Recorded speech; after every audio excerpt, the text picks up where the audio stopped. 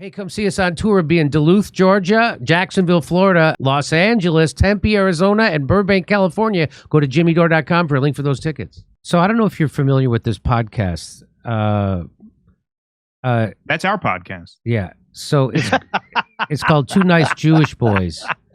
And that's us in Bizarro World. So I want to play this since you both have been Jewish all your life. He's half.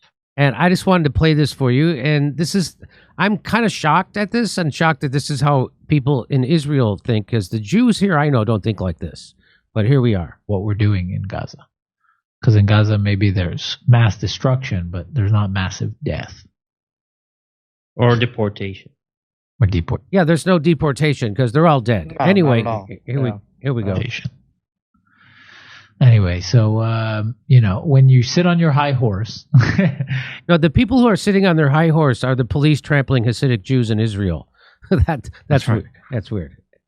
And, I'm sure, I don't mean to belittle our listeners. We love you guys. But if you're listening to our words and saying, how could they be advocating to massive bombing, indiscriminate bombing, how could they talk about killing children? We're not advocating to target children, but forgive us if we don't give a shit. Forgive me if we don't forgive you for not giving a shit. How about that? The entire world has kind of woken up now simultaneously to the fact that you aren't the royalty that your mother told you were. And I have to tell you, there are plenty of American Zionists who think this way. This is not unique to Israelis. So let's a little bit more. Here we go. Everybody there dies. It's just the way we feel. It's just the way Israelis feel. Yeah. Because, and this is what that's the Hulon, that's what the Hulon attack did. I wrote to Sharon, my wife. I was like, it'll be you or me tomorrow, or Daniela or Eytan, God forbid. Yep. And so I would, if you gave me a button to just erase Gaza, every single living being in Gaza would no longer be living tomorrow, I would press it in a second. That's just, I think most Israelis if that's agree. The choice. Yeah. Yeah. Mm-hmm. No, even if it's not like right now. Yeah, no. I would press it right now. Mm-hmm. Yeah, same with the territories. I would press it right now. Mm-hmm. No choice. No, Sharon is safe at home. God willing, I don't know. I haven't spoken to her in like an hour. No, I'm saying for the chance. Yeah. Yeah. I would press it right now. Give me that button. I'd press it right now. There you go. And I think most Israelis would. Yeah. Most Jewish Israelis. They wouldn't post. They wouldn't talk about it like I am. Mm-hmm. They wouldn't post. They wouldn't say I pressed it. Yeah. But they would. They don't have balls of steel like you. They would, but they would press it, right? Like if they were in a closet alone, they wouldn't even hesitate. Mm-hmm. Someone came to them and said, "No one will know. You press this, all the Palestinians are gone." You'd be like, "Fucking hey, is there another one?" So that's real. I want to play one more, and then I want to get your response. 0 people in Israel, if you go up to them and you're like, do you care if this baby in Gaza gets polio? They'll be like, I don't fucking just if Oppenheimer would care. Yeah, okay, there'll be like 20 people who care and they're all wearing Meretz shirts. Like, fuck them. But seriously, nobody would give a shit. They'd be like, leave me alone, man. I'm trying to buy Eat ice shit cream for Shabbat. Fuck off. I don't care about this Gazan kid with polio. Also, as long as they're in their Nakba state in their tents, and we're living still, if you put aside the news, day to day is okay. Yesterday we went to a concert. Yeah. In Eytan Park. We had lots of fun, me and my girlfriend. Shalom Chanoch. Wow. We danced. And it was amazing, and you can't help but think it's nice to know that you're dancing in a concert while hundreds of thousands of Gazans are, homeless, like sitting in a tent and eating. Makes it even better. Yeah, more enjoyable concert. If only they put the live live video footage of Gaza. Like, but seriously, you guys like that. That's what people don't understand. Look, like I know that you guys might be appalled by this, some of the listeners, but seriously, this is how Israelis feel. And you might think that Eytan Weinstein and Naor, who like refuses to kind of back me up on it publicly. I'm from the UN. Yeah, he's the UN. But you might think I'm extreme. But I have conversations with lots of people, coworkers, friends. People enjoy knowing that they are suffering. No, also it's very prominent on Twitter. That is the weirdest thing I think I've ever heard. That we could be at a music festival, we enjoy knowing that they're suffering. So let me just again, this is all mind blowing to me. Like I can't really get over it. I can't wrap my mind around it. So go. I'll give it to my two nice Jewish boys on my show, and they can respond to the two nice Jewish boys. Well, these are psychologically damaged people. These are clearly broken people. And this is a point that Russ makes better than I do. So I figured I'd tee that up for you in case you want to catch that pitch. But you could take it your own way. And then I have a slightly different angle on this. But go ahead. Yeah, I had seen the first clip. I didn't see the second clip. Yeah, that is just incredibly sick. What's really remarkable about these disgusting Nazi pigs is that they think that they are fighting anti-Semitism when these people are like they're like a bomb of anti-Semitism. These people are Typhoid Mary of anti-Semitism. It is, how do people watch that? And if you don't know about Jews, you don't know Jewish people who are not rabid Zionists, they have spent decades, they have spent almost a century inculcating people around the world with the idea that Jews are Zionists and Zionists are Jews, that there is no daylight between those things. So what are people to make of the Jewish people if they are convinced that Zionists are by definition Jews and Jews are by definition Zionists when they hear something so sick, so satanic as this? Now, I cannot recommend this book highly enough. I urge everybody who wants to understand how these two disgusting people with these kinds of views would feel comfortable expressing this on the air as if it's funny, as if that's okay to say things like that, even if they harbor it. If you want to understand how they got there, read 10 Myths About Israel by Ilan Pappé. That will really explain to you that this demonic, this satanic, this genocidal Israeli state is not something that happened over time. It's not something that happened after October 7th. This is what the Zionist project has always been. This is why most Jews, until after the Holocaust, opposed the idea of resettling in Israel. The people who actually first promoted this were British Zionists like Lord Palmerston in the 1840s, who partly wanted to put Jews in Palestine for the same reason that we like them there now, because as RFK said, there are aircraft carrier in that region. We use them as a military base, essentially, for operations. We use their intelligence services to manipulate that region, to inform on the other countries in that region. It was also anti-Semitism. These Christian Zionists didn't like Jews. They thought a very good solution to that problem would be send them back where they came from. Send them back to Palestine. Send them over there. And that way, it's win-win. They can live over there. We don't have to have any Jews polluting Europe. And they can act as our agents in the Middle East. And that is very much the function they still serve. Now, if you look at the early inception of Zionism, the early projects, Ben-Gurion, who was the first prime minister of Israel, when he first got there, he didn't like that Zionists were working with and often for Arabs. He didn't like that. He didn't want them to have that kind of economic and social interaction. Why? Because Zionism was always envisioned as a project of ethnic cleansing at best and genocide at worst. You can't genocide people that you have a close relationship with, that you work for. They work for you. You can't have that. Just like any cult, he made a point of breaking those relationships between the native Arabs who lived in the region and the Zionist settlers who were coming in.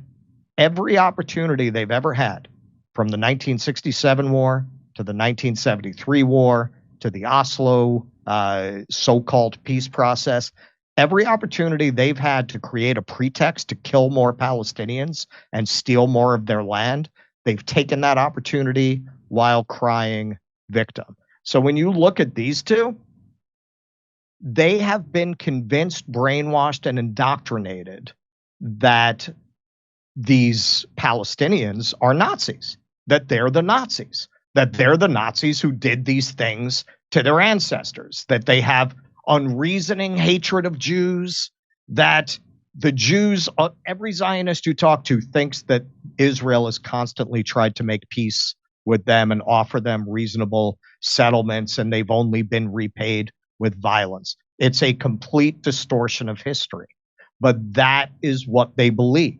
That is what they've been brainwashed to believe.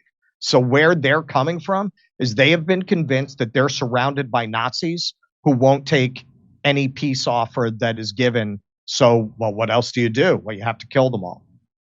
Well, and the reason I say they're psychologically broken, I mean, that's a broken person who would say a thing like that. That's not a normal person who would say things like that. And they went on for a whole hour, which I'll get to in a short moment.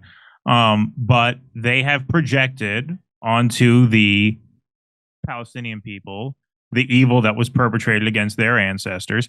They feel great generational shame. Shame has been passed down from their ancestors. A lot of men in the camps felt very emasculated and deballed by the fact that they were not able to effectively fight back against the Nazis, that they were not able to protect their families from the Nazis.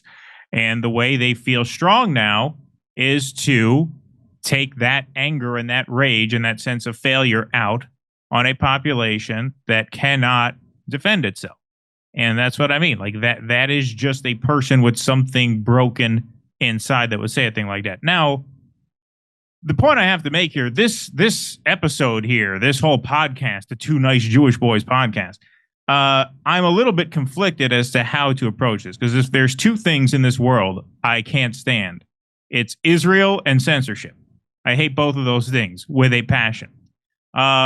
And I cannot, on principle, advocate for the deplatforming of these guys, but it does have to be said. These video clips are from a podcast that is up on YouTube as we speak, on a channel that is fully monetized as we speak. Now, you're going to tell me that if we said what they are saying about Israel, we wouldn't be thrown off YouTube in a minute? Right. If we said this shit about Israel, our channels would be down in half a day. Yep. In half an hour. Half an hour. Half an hour. If I could push a button and kill everyone in Israel, I would. That would be the end of the channel. That's the end of the channel. That's the end of the channel. Now, look, in principle, I can't advocate for their censorship. They have a right to say whatever disgusting shit they want, and we have a right to give our take. So I can't, on principle, advocate for them to be shut down. But the unfairness of it is striking. I mean, Richard Medhurst got his channel demonetized right after October 7th. Jackson Hinkle's been thrown off of YouTube entirely for telling the truth about the Ukraine war. These two pieces of garbage can say, who cares if babies die of polio? And if I could push a button and kill everyone in Gaza and nothing happens, that's not hate speech. That's not, look, you could argue there's no such thing as hate speech, right? That's a sound argument. Hate speech is a construct to justify censorship. So you could say that. But as long as YouTube has hate speech rules, are you kidding? Are you kidding? So the only good thing is that if they were censored like everybody else is censored on YouTube, I would never know that these people think like this. Well, no, absolutely. That's why you're right. I'm not advocating for that. I'm just pointing out the inconsistency. It's very useful to me to know what we're actually dealing with. Like that is so far beyond anything honest that you could press a button and wipe out an entire, like that, women, children, babies, doesn't matter. Because understand, They have been convinced that they are surrounded by the spiritual heirs of the Nazi Party. That is how they've been brainwashed from birth to think. It's like the Democrats in America are convinced they're fighting Hitler and Stalin yes, and Pol Pot and right. Trump, right? Yep. So any horrible thing they can do, no matter how unconstitutional it is okay, because Yes. we're fighting an existential evil, and so they've been convinced of that. So that just goes back to I hate to interject it, but Carl Jung talks about that, when one nation goes to war with another nation, we project our shadow onto that nation. And that's yes. exactly, you see it's inside them. So they're just as Nazified as the people they claim to be. I mean, that's when you be, there's a saying, forget who said it, but maybe it was Nietzsche, but when fighting monsters, make sure you don't be become a careful. monster Yeah. yourself. Yes. And that's exactly what they've come. They've become the thing they think they're fighting. They've Yes. become if you stare into the abyss long enough, the abyss will stare back into you. Be careful not to become a monster when you're fighting monsters. And that's exactly, they don't see what's happened to them. And No. here's one more even. These soldier guards in the prison camp, there were allegations that they sodomized October 7th terrorists, Mhm. stuck things up their butt. And there was apparently video. The video came out this week, and we'll talk about it in detail. But what's amazing to me is the fact that the left is treating these situations. Let's take it at face value. Let's say some prisoner guards, soldiers, took a big, sharp, like Scythe porcupine dildo with barbed wire around it and shoved it up this guy's ass. without lube. Are you really gonna play the "oh poor guy" card? How could we do this? Well, That's a fraction of what the person deserves. Seriously, like, where is your morality? Where is your morality when you like you're enraged by it? You know what I mean? You say Barack Ravid tweeted, "We've reached the rock bottom of Israeli discourse," because some guy was saying they deserved it. Yeah. Yeah. That's how they should be executed, by shoving too large of an object up their butts. Yeah, but it's not gonna happen. Of course, but No, it's not going to happen. oh, wistfully. he Well, says. when the IDF soldiers got caught raping the Palestinian prisoner, there was that clip that went somewhat viral on Israeli TV. One of the media stations did a poll. Is it justified for IDF soldiers to rape Palestinian prisoners? And a plurality of Israelis said yes, it is. 47% said yes, it is justified. 43% says no, it isn't.